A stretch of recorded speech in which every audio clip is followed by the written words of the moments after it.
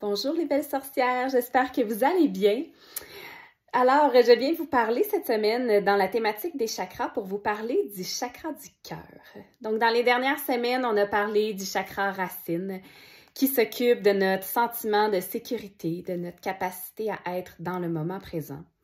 On a aussi parlé du chakra sacré qui, lui, s'occupe de notre enfant intérieur et de notre femme fatale intérieure. Donc, c'est notre capacité à jouer, notre capacité à reconnaître nos désirs et les assumer. On a aussi parlé du chakra du plexus solaire qui est à la fois le centre de notre confiance en nous, de nos ambitions et de notre capacité à aller dans le mouvement, dans l'action. Cette semaine, je vous parle du chakra du cœur et puis, qu'est-ce que ça régit, un chakra du cœur? De quoi est-ce que ça s'occupe? Ça s'occupe de l'amour, tout simplement. Ça s'occupe de nos relations avec les autres, ça s'occupe de notre relation avec nous-mêmes. Donc, comment est-ce qu'on est capable de donner et de recevoir de l'amour? Comment on se synchronise à l'amour universel aussi? Donc, c'est vraiment un chakra qui est super intéressant parce qu'il nous parle en fait aussi de tout ce qui est acceptation, pardon, amour. C'est vraiment l'atmosphère qu'il y a alentour de ce chakra-là et c'est, je crois, aussi là où se loge notre véritable nature, notre véritable essence pure d'humain qui est l'amour.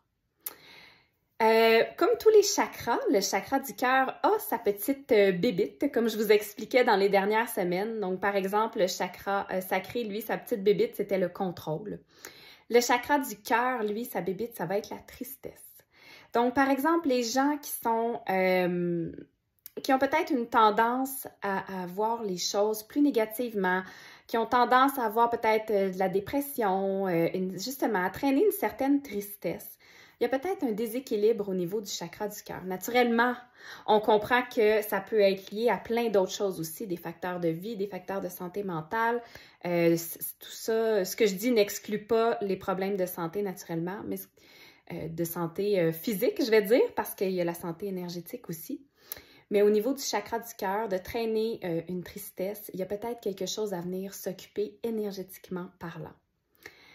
Comment on fait pour venir s'occuper de ce chakra-là? Bien, premièrement, j'ai envie de tout simplement vous dire qu'il soit sous-activé ou suractivé, de vous donner de l'amour. Comment on fait? Bien, s'écouter.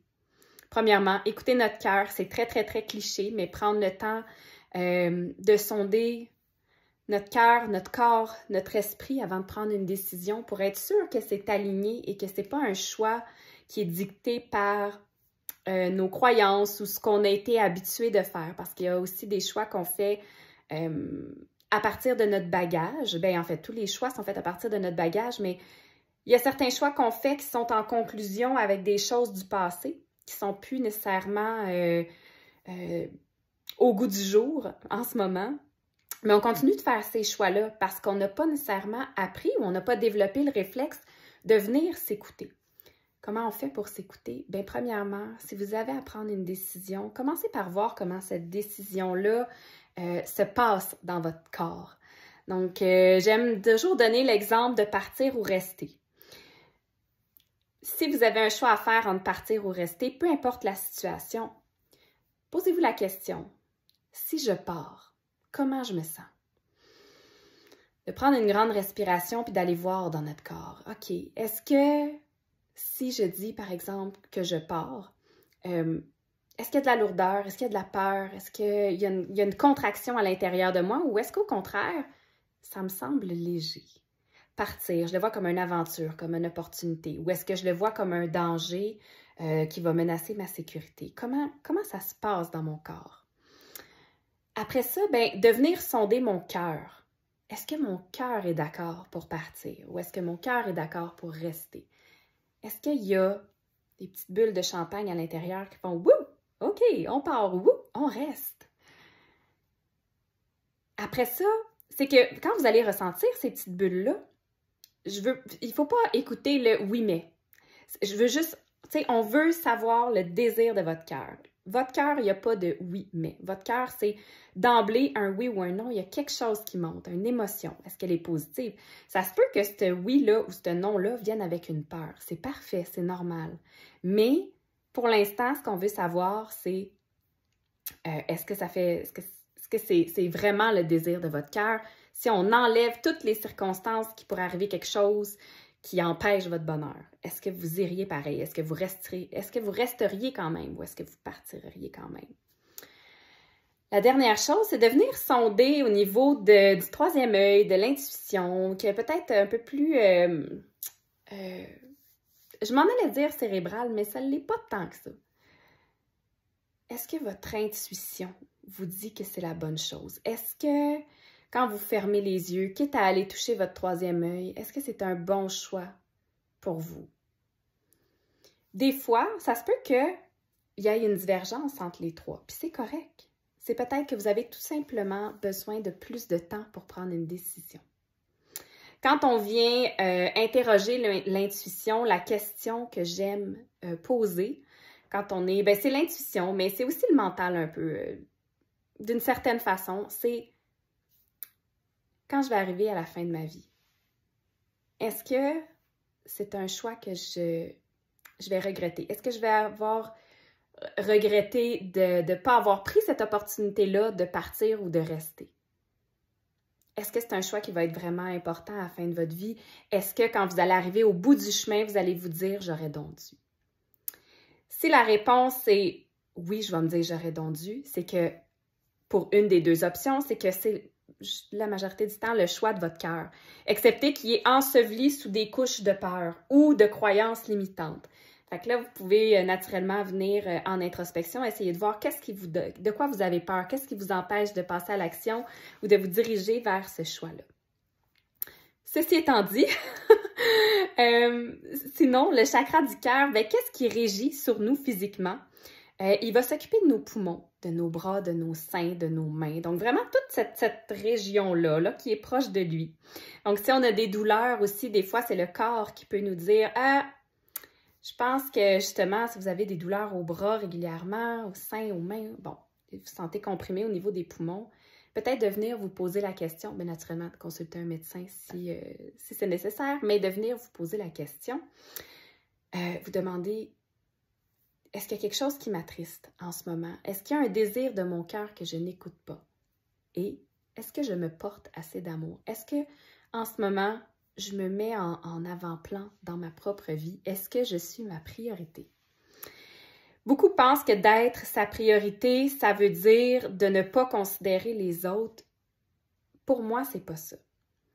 C'est tout simplement de trouver un équilibre entre je vais donner aux autres, puis ensuite je vais me donner quelque chose à moi. Ça peut être du temps, ça peut être, mon Dieu, tellement de choses. Mais par exemple, qu'est-ce que je pourrais vous donner comme exemple? Bien, justement, il y avait quelque chose que je me disais dans les derniers jours. Je m'en allais répondre à quelqu'un en message, mais j'avais vraiment, vraiment, vraiment faim. Je me suis dit, je vais répondre au message, puis après ça, je vais aller me faire une collation. Mais à l'intérieur de moi, ça me dit, non, si tu y vas pas là, pour aller te faire ta collation, tu mangeras pas, puis tu vas passer en dernier. Fait que va préparer ta collation, puis tu répondras au message après. Ben ça, pour moi, c'est de l'amour de soi, c'est de l'amour propre. J'ai passé mon besoin physique de manger avant de répondre au message. C'est aussi simple que ça. Fait que des fois, c'est juste que on est tellement habitué de répondre aux demandes puis de satisfaire les autres, notre entourage, parce que c'est comme ça qu'on est fait, c'est comme ça qu'on a appris, qu'on oublie même nos propres besoins. Donc, la première chose, peu importe que votre chakra soit suractivé ou sous-activé, ça serait de voir comment vous vous donnez de l'amour. Quand votre chakra du cœur est sous-activé, ça va vous amener à une sorte de crainte au niveau de l'amour. Vous allez, par exemple, vous sentir rejeté très facilement. Vous allez peut-être même avoir tendance à vous rejeter vous-même avant que les autres le fassent. Donc, si vous sentez que vous clashez un peu dans votre environnement ou que vous sentez peut-être pas tout de suite à votre place. Quand vous arrivez quelque part, vous allez faire « Ah non, moi, c'est pas pour moi, je peux pas être dans ce groupe-là, je peux pas aller là-bas parce que on va me rejeter. » Fait que je vais juste comme rester chez nous, puis ça va être correct ou je vais partir. Tu sais, ça peut être un peu ça. La peur d'être blessé, donc vous pouvez vous empêcher de faire des choses, d'aller à la rencontre des gens parce que vous avez peur. Vous avez peur qu'on vous juge, vous avez peur qu'on vous blesse, vous avez peur qu'on vous rejette et ça peut vous créer de l'angoisse, donc de l'anxiété aussi. Parce que d'une certaine façon aussi, je trouve que le chakra du cœur a un beau lien avec le chakra du plexus solaire. On parlait de confiance en soi, mais je pense qu'il y a aussi une partie de la confiance en soi qui réside dans notre cœur. Donc, c'est sûr que si on n'a pas confiance en nos capacités, si on a de la difficulté à s'apporter de l'amour, on va avoir peur. On va avoir peur de faire des choses. Ça peut, comme je disais, causer de l'anxiété. Fait qu'on va avoir moins tendance à prendre des risques parce qu'on va se dire, ben, je ne sais pas comment je vais gérer ça. Tu sais, on va beaucoup douter. Quand le chakra du cœur est suractivé, ça va donner plutôt une espèce de don de soi trop grand. On va beaucoup faire passer les autres avant nous. Un peu comme j'expliquais tantôt. On va faire passer les besoins des autres avant nous. On va avoir besoin aussi encore là, un peu de l'approbation des autres parce que comme on manque d'amour pour nous-mêmes, on a de la difficulté à avoir confiance en nos choix. L'autre chose que ça peut apporter aussi, c'est des relations amoureuses et amicales avec des drôles de dynamiques ou des dynamiques un peu destructrices. Souvent, les gens qui ont le chakra du cœur suractivé, ils vont endosser le rôle de sauveur. Puis ça, ce rôle-là, ben c'est ça, c'est que les gens vont se retrouver dans des situations où est-ce que il y a je m'en vais dire un certain pouvoir dedans, mais je ne sais pas si vous comprenez ce que je veux dire, c'est que les gens vont se positionner en sauveur puis vont avoir tendance à vouloir faire peut-être les choses pour les gens, aller au-devant, c'est aussi des très, très belles qualités. Mais quand c'est suractivé, la différence, c'est que la dynamique qu'il va avoir, c'est que la personne va venir trouver son amour-propre à travers ce rôle de sauveur-là. Comme par exemple, vous pouvez être en couple avec quelqu'un qui a un problème de dépendance. Bien, plutôt que d'avoir un certain lâcher-prise, j'ai envie de dire, vous allez essayer de tout faire pour lui. Vous allez essayer de l'aider plus qu'il faut. Vous allez trouver les ressources, vous allez les rassembler, vous allez appeler, faire les démarches, tellement que la personne n'a plus rien à faire parce que vous vous êtes mis en charge de tout pour vous assurer de la sauver. Puis en même temps, dans ça, vous trouvez une utilité. Vous trouvez une certaine valeur parce que si vous ne faites pas ça, peut-être que vous ne savez pas exactement comment vous aimez vous-même. Fait que c'est à questionner si jamais vous êtes du genre à être sauveur dans vos relations, que ce soit amicales, amoureuses, dans votre famille, si vous êtes du genre à toujours courir à la rescousse des gens, j'ai envie de vous demander premièrement, qu'est-ce que ça vous apporte? Est-ce que vous sentez que vous êtes plus utile? Est-ce que vous sentez que vous allez recevoir plus d'amour si vous faites, si vous donnez? Parce qu'il y a aussi ça, pour celles qui connaissent les langages de l'amour et tout ça, il y en a qui ont besoin de...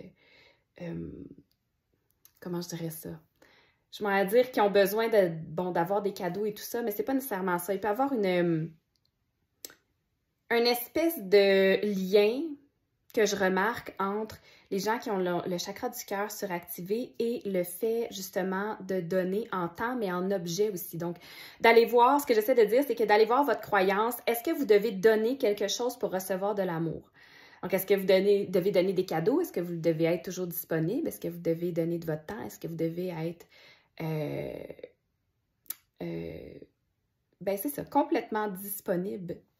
Je me répète un peu, mais c'est ça. C'est vraiment ça qui revient. Tu sais, les sauveurs, vous voulez prendre tout en charge sur vos épaules, peut-être pour être sûr d'être reconnu, aimé à votre juste valeur. J'ai envie de vous demander, si vous vous reconnaissez dans ce que je dis, comment méritez-vous l'amour naturellement, sans avoir à donner? Qu'est-ce qui fait en sorte chez vous que vous méritez l'amour? Et j'ai aussi envie de vous dire que c'est tout simplement en étant vous-même. Mais vous avez peut-être d'autres pistes que vous aimeriez aller voir en introspection. Comment on fait pour équilibrer un chakra du cœur qui soit sous-activé ou suractivé? Ben en fait, c'est simple, on se donne de l'amour. On se fait passer en priorité, puis on s'observe surtout. Au niveau de ce chakra-là, pour tous les chakras, on s'observe, mais celui-là en particulier, on observe notre façon d'aimer, notre façon d'aller chercher de l'amour, puis on essaie de voir comment cet amour-là peut ne pas être conditionnel à quelque chose. Surtout s'il est suractivé.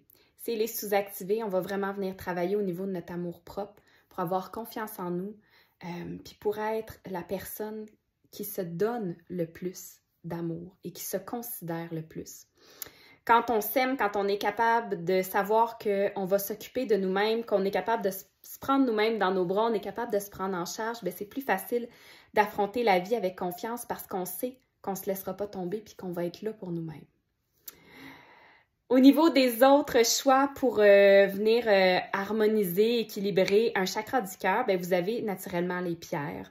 Mes deux préférés seraient probablement le quartz rose et l'opale rose. L'opale rose qui est aussi une pierre extrêmement efficace pour tout ce qui est chagrin du cœur. Donc, si vous êtes face à un décès, si un deuil quelconque, que ce soit justement quelqu'un qui est parti, une relation qui s'est terminée, ou un décès encore là, l'opale va venir vraiment vous aider à travailler énergétiquement pour vous donner cet amour-là, le temps que vous guérissiez vos plaies. Le quartz rose, lui, va venir, moi j'aime dire que c'est comme recevoir un câlin de l'univers. Fait que c'est comme un amour universel, c'est comme avoir sa maman qui nous dit, qui nous aime à tout bout de champ. Avoir le quartz rose sur soi, c'est un peu l'effet que ça fait, je trouve. Ensuite de ça, au niveau des mantras, donc ça va être le mantra YAM, Y-A-M. Puis l'élément qui est relié au chakra du cœur, ça va être l'élément de l'air. Donc naturellement, être en contact avec le vent, le grand air, on se dit quand on est triste, sortez, allez marcher, sentez le vent dans vos cheveux. Puis des fois aussi, juste d'être en mouvement, tu sais, l'élément air, ça me fait penser au mouvement. Si vous êtes triste, qu'est-ce que vous pouvez changer dans votre environnement, dans votre façon de penser, dans votre raisonnement? Allez rechercher votre pouvoir pour voir comment venir transcender cette tristesse-là et améliorer les choses parce que le pouvoir réside en nous. Donc voilà, c'était mes informations pour le chakra du cœur. Je vous souhaite une très belle semaine et je vous dis à la semaine prochaine. Bye bye!